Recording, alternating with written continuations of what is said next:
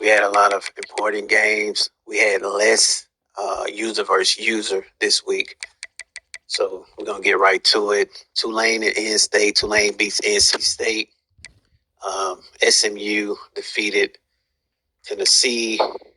Syracuse defeated Washington State. UCF defeated Kansas. Florida State defeated East Carolina 24-14. We had two users, Auburn versus Florida.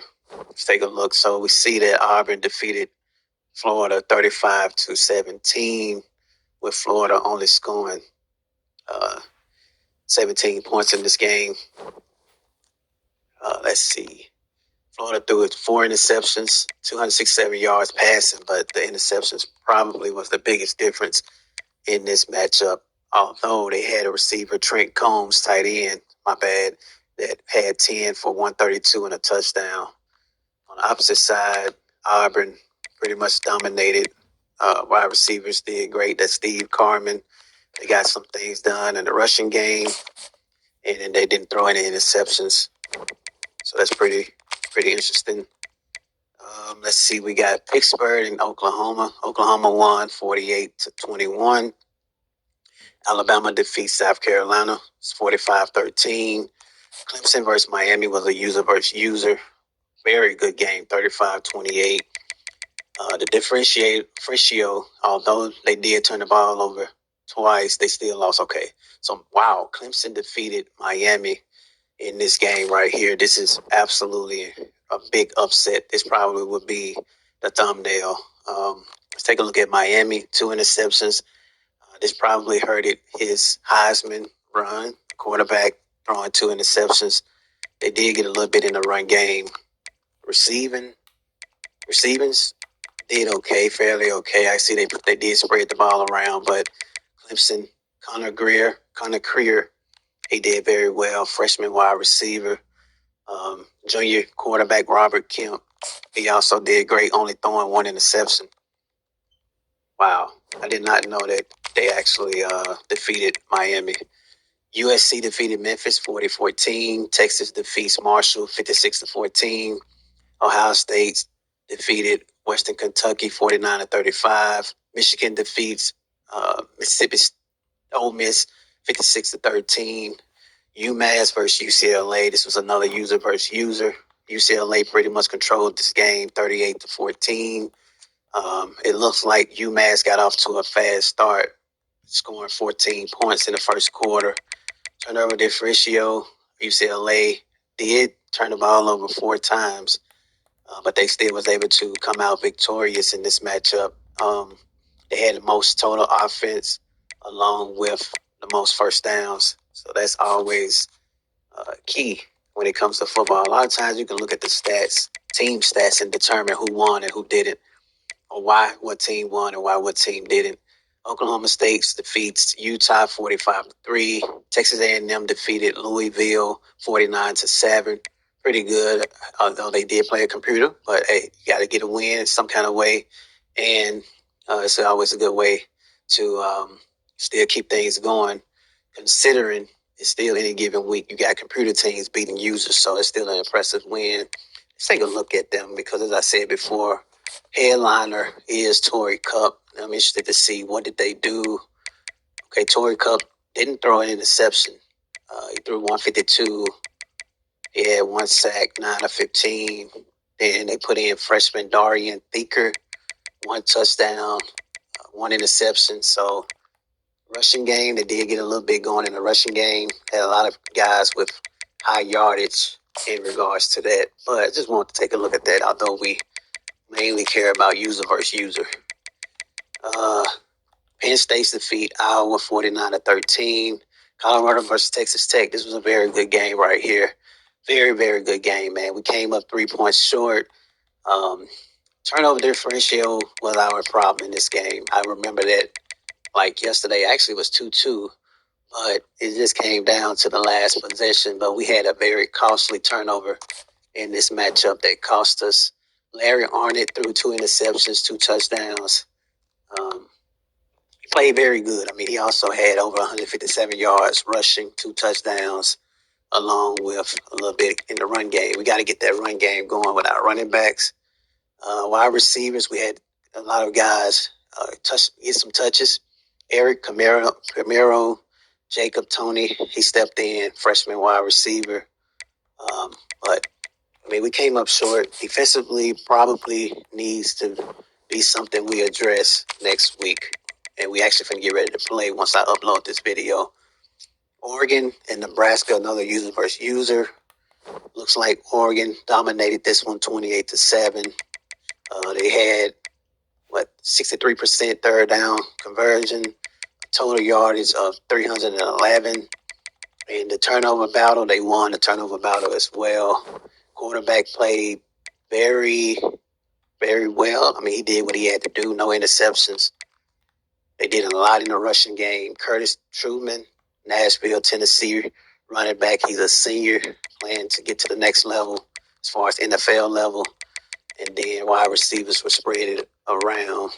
Nebraska had a lot of guys get touches as well. But it's all about getting the win. That's what matters the most. So Oregon was able to come out victorious. And that's it with that. Then we take a look at the Heisman race to see if there are any changes as far as Heisman race. Okay, so we see that Richard Gator, LSU quarterback, did increase his stock. Jason Honorall went down. That loss probably hurted them. These remain with Frederick and Ahmad, running back. Graham McKeever, he did increase his votes. Player of the week. Take a look at the player of the week for week 3. We had Frank. He had 10 tackles, 4 sacks, and 2 forced fumbles. Richard Gator, who's leading right now in the Heisman race, dominated 18 of 25, 414 passing yards, 5 passing touchdowns, 44 rushing touchdowns, and 3 rushing touchdowns. Damn. That is impressive. Top 25 right now. Not many changes. Texas A&M fell. Okay, they fell down to 18. Tulane is still number 1. Clemson, Texas, Michigan, and Notre Dame are the top 5. And it's pretty interesting. It's a pretty interesting race. Let's take a look at the recruiting, see if anything changed in recruiting. See how much time we in right now. 7 minutes. Recruiting right now, Oklahoma has moved up in the recruiting, where Georgia has moved down. Wow, Oklahoma has 7 5-stars. Damn. Very, very impressive. Tulane, number 3, Penn State, and there you go. Wisconsin, man. Wisconsin has moved into the top 5 in recruiting. That's damn good, man. Let's take a look at the team stats. We usually do individual. Let's see what everybody's doing from a team perspective before we get out of here. Nationally right now, top offenses is Texas, LSU, and Michigan. Baylor, Boise State. Passing yardage right now, Baylor, Boise State, and LSU. Then in the rushing game, they got UCF, Miami, and Michigan leading in the rushing. Points per game, LSU, Miami, Texas, and Michigan, top 4. That's pretty good. Defensively, who got the best D? Boston College, UTSA, Air Force, New Mexico State, and Oklahoma State. It's hard to play defense in college football today. Everybody is spread-style offense. And the worst defense right now is Kansas, UConn, and Minnesota. Best rushing, this is against the run. Rice, New Mexico State, and Wisconsin is in the top 4. Then you have Texas A&M and Tulane. Points, Boston College has the number 1 defense, man. They lights out. Worst defense, Washington State, California, and Minnesota. Most sacks defensively, LSU and Texas A&M. Sam Houston, top 3. And interceptions, Clemson, Miami, and Tulane. Michigan and Nebraska are your top 5. Wow. Who's turning the ball over? Let's take a look at that real quick. Let's see who's turning the ball over. 13 turnover difference, Michigan, Clemson, Virginia, and LSU. Interceptions, Nebraska, Tennessee, TCU, UCLA, and Oklahoma State. Okay, takeaways: Clemson, LSU, Virginia, Michigan, and Miami. That's interesting right there. And we'll look at the league leaders, and we'll get up out of here. Nationally, we're probably not going to have anybody up this year. We're trying to win games, man. If that means we need to run the football more, that's what we're going to do. All right, so let's take a look at this. Okay, Julius Ruggs leading. You have Easy and Richard Gator, who's right now leading in the Heisman race. Rushing right now, we have Matthew Ritter, Devin Flanagan, and Saaki. Bro, these names be hard to read, even in real life. When I be doing my videos, reading names is something that is just, pronunciation is hard for me. But I guess because we've seen a lot of guys from different parts of the world. We got Dunbar, Crouch, Coppin from Texas, top 3 receivers in yardage, catches, Dunbar, Tandy, and Coppin.